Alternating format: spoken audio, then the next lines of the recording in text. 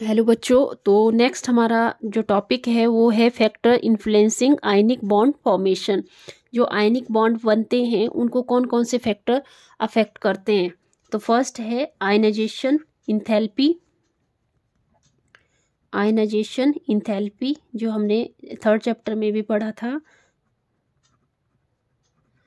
Ionization enthalpy, इसमें क्या होता है, जैसे मान लो आपके पास सोडियम एटम है, ठीक है, सोडियम एटम है जिसका एटॉमिक नंबर 11 होता है 281। मतलब फर्स्ट शेल में 2 इलेक्ट्रॉन आएंगे और सेकंड शेल में कितने इलेक्ट्रॉन आएंगे, 8 इलेक्ट्रॉन। 1 2 3 4 5 6 7 8 और यहाँ पे 1 इलेक्ट्रॉन आएगा। अब ये जो 1 इलेक्ट्रॉन है, अगर हमने ये यहाँ से रिमूव करना है, इसको हटाना है यहाँ से, तो क्या करना पड़ेगा, यहाँ हमें एनर्जी प्रोवाइड करनी पड़ेगी।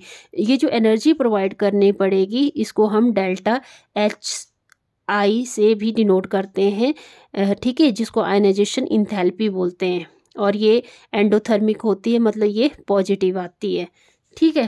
तो यहाँ पे भी यही है कि अगर हम कोई एटम ले जो गैसियस स्टेट में हो, ठीक है, इसका क्या होता है, ये गैसियस स्टेट में होना चाहिए। और यहाँ से एक एटम जब यहाँ से रिमूव होगा तो ये क्या बना देता है, केटाइन बना देता है, और यहाँ एक इलेक्ट्रॉन लूज हो जाता है। और डेल्टा HI की जो वैल्यू आती है वो कैसी आती है, पॉजिटिव में आती है। आपको पता है जितने भी एल्कली मेटल और एल्केलाइन अर्थ मेटल हैं, मतलब S ब्लॉक एलिमेंट के जितने भी एल्कली मेटल और एल्केलाइन अर्थ मेटल है, एल्कली मेटल जैसे आपको पता है, लिया ना करो रब से फरियाद और बेर महंगे करके सरकार रोए, ठीक है, बेर महंगे करके सरकार बड़ी रोई।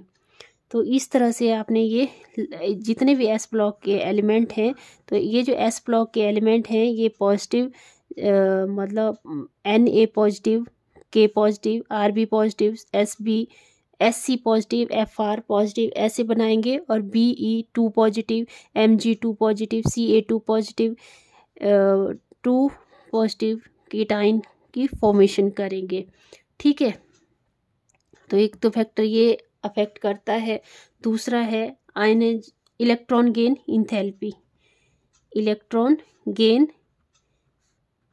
इंथैल्पी, इलेक्ट्रॉन गेन इंथैल्पी मैंने आपको पिछले चैप्टर में भी पढ़ाया।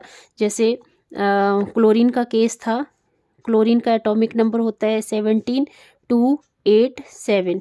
अब इसके आउटर मोस्ट शेल में 1 इलेक्ट्रॉन है, पहले शेल में 2 इलेक्ट्रॉन है, सेकेंड शेल में 8 इलेक्ट्रॉन है और थर्ड शेल में 7 इलेक्ट्रॉन है, ठीक है।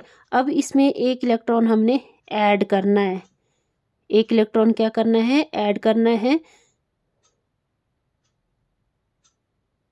तो ऐड करना है तो क्या होगा, इसमें से कुछ ना कुछ एनर्जी रिलीज होगी, ठीक है, कुछ ना कुछ एनर्जी जो रिलीज होगी वो किस में आती है, नेगेटिव में आती है, ठीक है।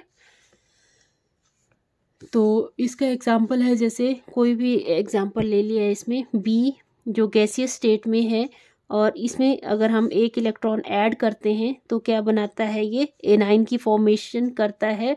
और डेल्टा EgH की जो वैल्यू आती है वो नेगेटिव में आती है। और तो हम कह सकते हैं हेलोजन ग्रुप, जो फ्लोरीन क्लोरीन ब्रोमीन आयोडीन वाला हेलोजन ग्रुप है, उसमें मैक्सिमम टेंडेंसी होती है एनाइन फॉर्म करने की, ठीक है। तो ये हो गया सेकंड फैक्टर जो इन्फ्लुएंस करता है आयनिक बॉन्ड को। थर्ड फैक्टर है लैटिस एनर्जी।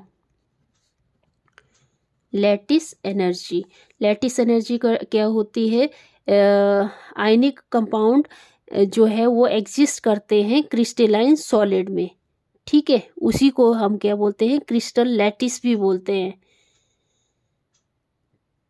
ठीक है। तो जब लैटिस की फॉर्मेशन होती है तो क्या बनता है, ए पॉजिटिव गैसियस स्टेट में और बी नेगेटिव गैसियस स्टेट में। तो क्या बनेगा, A positive B negative solid state में। और यहाँ से जो एनर्जी रिलीज होगी वो कैसी होगी, नेगेटिव में। ठीक है। तो ये फैक्टर हैं जो आयनिक बॉन्ड फॉर्मेशन में को अफेक्ट करते हैं। Thank you. अगर वीडियो अच्छा लगा तो प्लीज़ लाइक करें,